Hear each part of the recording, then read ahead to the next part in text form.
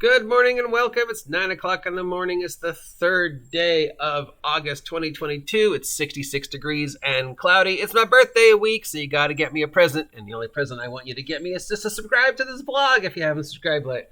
Please support the OGGM Adventures by subscribing to my vlog. Thank you very much. And Steve the Kitten wants you to subscribe too. Okay, it's Wednesday and it's time to take a look at all the tabletop role-playing game crowdfunding projects are coming to an end. You still have a chance to support these, so if any of these sound interesting, head on over to your favorite crowdfunding site, because now there's more than one, and check it out. Or ask your friendly local game store to check it out. Now, as always, I'm going to be a little harsh on some of these because, some of these are running incredibly high prices.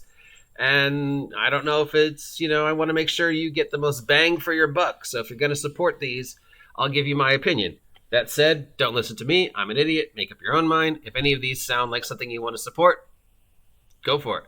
All right, from Onyx Path Publishing, we have Trinity Continuum, Aether tabletop role-playing game. This is $55 for the most popular pledge. It expands upon the existing Trinity Continuum role-playing system to include like Victoria-era steampunk setting. Now, I believe right now we have the Trinity Continuum Superhero Aberrant, the Trinity Continuum Pulp Action, and the Trinity Continuum Science Fiction. So now this one also gives you a Victoria setting using the Trinity system, which is, the Onyx Path Publishing storyteller system. So if you're a fan of Trinity, then you're probably going to get this. I picked up Trinity a while back. I wasn't as impressed with it as I thought I was going to be. But it wasn't bad, and $55 seems like a reasonable starting price. So if you're already into the Onyx publishing stuff, then you probably want to get this. We have from Why Not Games. Well, that wins this week's title for best name of a gaming company. Blood Red Mars for 5e. This is a $35 is the most popular pledge. It's basically Red Planet meets Rocket Age, retrofuturism, Flash Gordon type of thing. Route 66, the future that should have happened, but it uses the 5e mechanics. Would retrofuturism, Flash Gordon, class-based 5e mechanics work for this kind of setting? I don't know. I love the setting. I love Route 66. I love alt fiction. I love alt future. I love Rocket Age. It depends how much sources that go into that period of time, the future that never happened. So I'm 50-50 on this one. And $35 is pretty reasonable. From Lost Lorn Games, we have Badlander, A Fury of Thorns. This is for the Tailspinner role-playing game system. It was written by Mark Hagen, one of the creators of Vampire the Masquerade, and it's an original D20 system to do classless role-playing fantasy, apparently in the Badlands. $65 is the most popular pledge for something we've already seen a couple hundred times. The guy created Vampire the Masquerade Werewolf, so it'll probably be amazing. $65, amazing, maybe. I don't know. If you're a fan of his work, then you're probably going to like this. Is it something you need if you already have, these alt fantasy systems that are already been doing? It's basically an OSR system. So, let's pick up basic role-playing for $5 and just use that. From Wormword Gaming, we have a Game Master screen for $65. This is a GM screen for $65. But you can put things on it with tape and magnets. So it's a piece of metal that's been folded for $65. Or you could go to the 99-cent store and get 2 Peachy folders and just make your own. Nope. From Wet Ink Game, we have Into Cess and Citadel. This is a source book. $35 is the most popular.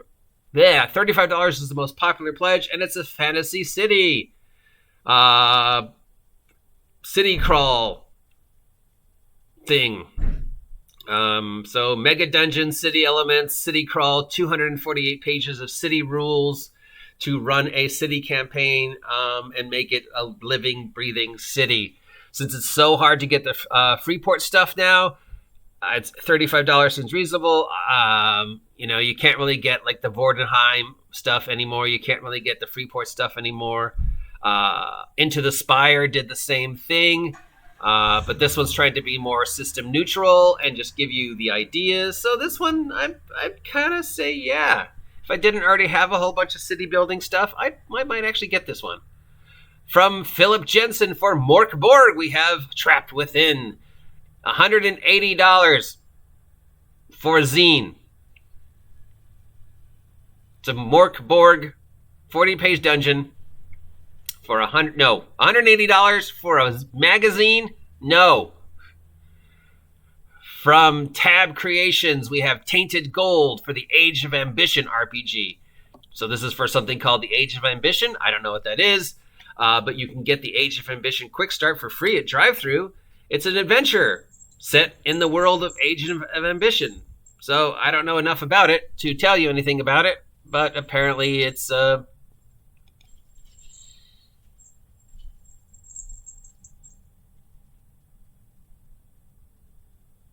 steampunk. From Trollload Games for Castle and Crusades, we have the Castle and Crusades Character Manager. This is an app for $13. Do you play Castles and Crusades? Do you need an app that does the same thing that D&D Beyond does? Then get this app. And it's $13. Of course, D&D Beyond. How much does D&D Beyond cost? Well, D&D Beyond doesn't cost technically anything, but you have to pay if you want the shit. So it depends how much you get for free. But $13 for an app that does Castles and Crusades mechanics is good. But, it's... It's Castles and Crusades, which I want to support because, of course, Castles and Crusades is Gygax's legacy. $13 for an app is, I guess, pretty reasonable. Depends on what the app does. How intuitive is it to the Castles and Crusades. All right, so top of my list is probably either the Blood Red Mars, because I just love the idea, the city building book, or the Castles and Crusades app. Things I would shy away from is $180 for a magazine and a DM screen for $65. Yeah, no. I'm sorry. I'm not going to spend $180 for a magazine, and I'm not going to spend $65 for a DM screen, especially if I still have to do all the work. I don't care if it's a magnetic. Ooh, it's magnetic. Big deal. It's been done before. You can get something like this much cheaper. Just get a big piece of cardboard and make your own. Yeah, $65. And that's about it. If any of these sound like something you want to kickstart, then head on over to your favorite crowdfunding site, because remember, there's more than one now, including the one that will hopefully be open soon by my friend Joe from Biggest Geekest Games, which we will support, at least at the beginning. So make up your own mind. Don't listen to me. I'm an idiot. If any of these sound interesting, check them out. Those are my recommendations for what you should get and what you should avoid. But again, what do I know? That's it for that. I'm the OGGM. If you appreciate the nonsense that's coming out of my mouth, let me know. Remember, it's my birthday, and I want you to support my vlog for my birthday. So if you haven't subscribed yet, please subscribe. That's it. I will talk to you later. Get off my land.